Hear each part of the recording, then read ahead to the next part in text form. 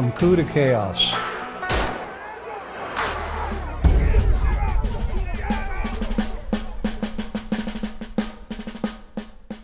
Hello everybody, this is Claire Van Steenwyk coming to you again. I've been giving some thought to the problems we're having in this country, and a lot of it started, 4 years ago when President Trump first got elected.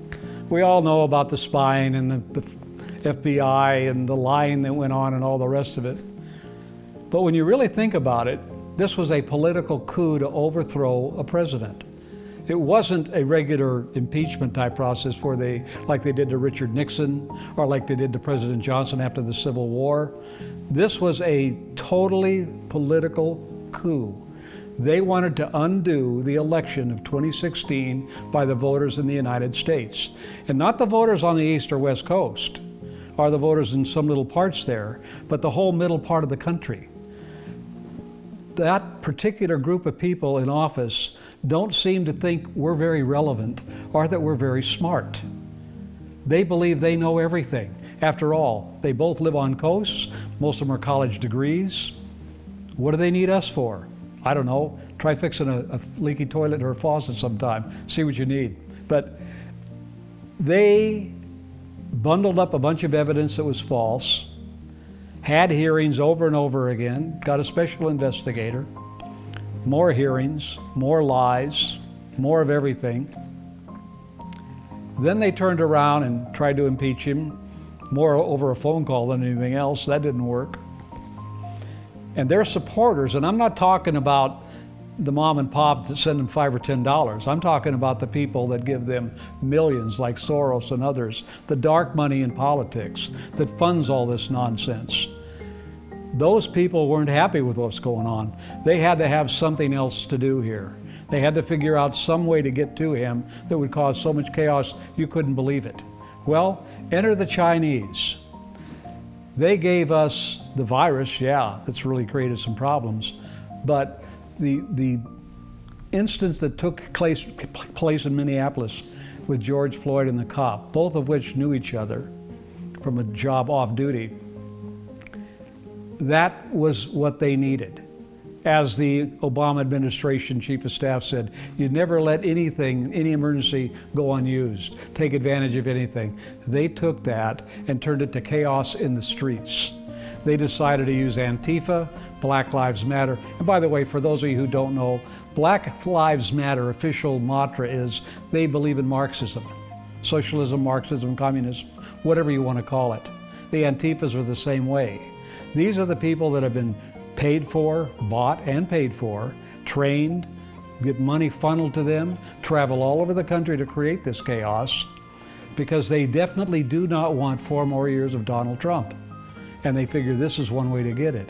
I believe it's backfiring, but these things aren't accidents. I do not believe in America today that we have political accidents. Oh, I don't believe that Joe Biden knew the Chinese were going to unload a virus on us, but they're taking full advantage of it, which adds to the chaos we're having. They don't seem to care how much chaos they cause in this country, how many people die of illnesses because of it, how many people get shot in the streets, beaten up, businesses get burned down, looted, people get killed trying to protect their own businesses or get prosecuted for protecting their own private property. This is total anarchy in our streets. And to a great deal in the city halls of, Portland, Minneapolis, Atlanta, Chicago, Seattle, and other places that are just not paying attention to what's going on. They encourage the chaos. My father had always taught us when we were little, you get disciplined so you don't repeat bad behavior. When you arrest people and turn right around and let them right back out of jail, you're encouraging bad behavior. And it's being financed by the people that are the financial backers of the Democratic Party. People can not like this all they want, but it's true. And all of this nonsense about all the bad cops we have. We have well over 30-some thousand gun deaths a couple of years ago. I think it was 36,000, something like that. The majority of those deaths were by suicide. I think it was 1.4% were done by policemen. Out of all of those deaths, 1.4%. You would think that half of them were done by police, the way they're talking about the policemen. We have some bad cops. We have some bad doctors. We have some bad plumbers.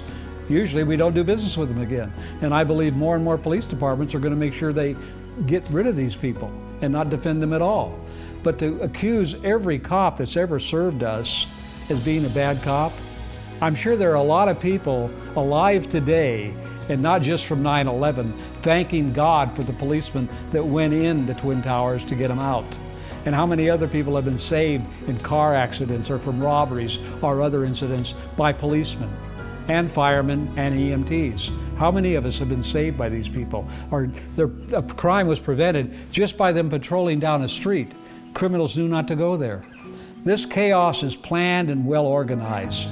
And the basic reason for it, just like last night, after the presidential convention was over, the Republican convention at the White House, people were leaving and they got attacked. They got spit on, they got screamed at, they had to put a circle around Rand Paul to make sure he got out of there safely. What is wrong with these people? What country do they think they live in? Who the hell do they think they are? This is America. We can have our differences and we can debate them. But to burn down buildings, to take away businesses from people that have worked so hard all their lives to have businesses. I lived in LA during the Watts riots. Let me tell you something. Some of those businesses that were burned down back in the 60s never came back. The buildings are still burned out. The same is true of Long Beach. Buildings are still burned out. No one wants to go there.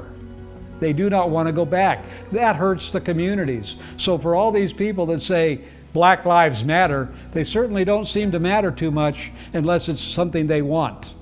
Because there are abortions done every year in the black community that far exceed everything else. What about those lives? Don't they matter?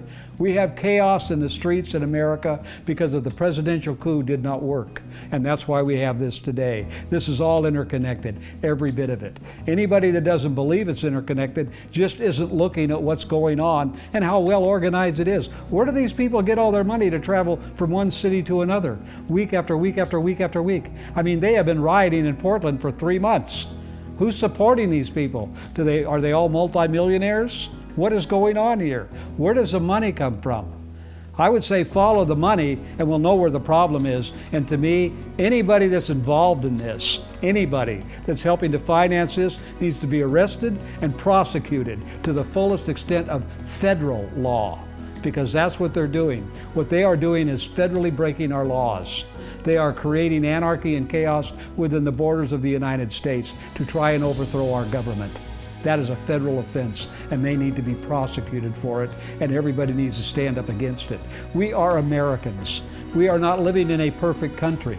No one ever said we were, but it's a hell of a lot better than it was even 20 years ago, and it's going to be better 20 years from now than it is today. That is, if we can bring an end to the chaos in the streets, but I'm not going to count on any Democrat to do it. They encourage it. Their silence encourages it, and that feeble attempt of Biden a couple nights ago to say he doesn't believe violence is right. The train left the station, Mr. Biden. You missed the boat, you missed the train, you missed the cab, you missed the issue. You don't get it. You only said that because your poll numbers were dropping. It's time all of us as Americans stand and unite together. We are the United States of America, and we do not allow chaos in our streets. We do not allow you to destroy cities in our country. We are not going to allow this, and it needs to be stopped, and stopped quickly. And I invite all of you to write your congressmen, your U.S. senators, the White House, and tell them, put a stop to it. And get a hold of your mayors and governors in your Democrat states and tell them you're tired of living this way and you're going to vote them out of office. I want to thank you for listening to this, but remember, it started with the coup of the president, and it's ended up in our streets with riots. And God only knows what's going to happen after November when the wrong person, as far as they're concerned, wins. I don't know what they're going to do next, and I don't think anybody else does. But it does make me wonder. I hope to God we're prepared for more chaos from these wackos, only this time we need to show force when they bring forth force. One force for another. They've put down riots in this country for decades, and they did it with force. They didn't do it by backing down or just throwing little bombs at them. They put them down. If you want to overthrow our country, you are an enemy. As it says when you take an oath, I will support, protect, and defend the United States Constitution from enemies domestic and foreign, both. And we've got a bunch of domestic terrorists in America now, bringing chaos in our streets. And as American citizens, we demand it stop. I want to thank you for listening in. God bless you, and have a great time and a great day. And remember, go vote, all right? Go vote, but think it through before you do. God bless you.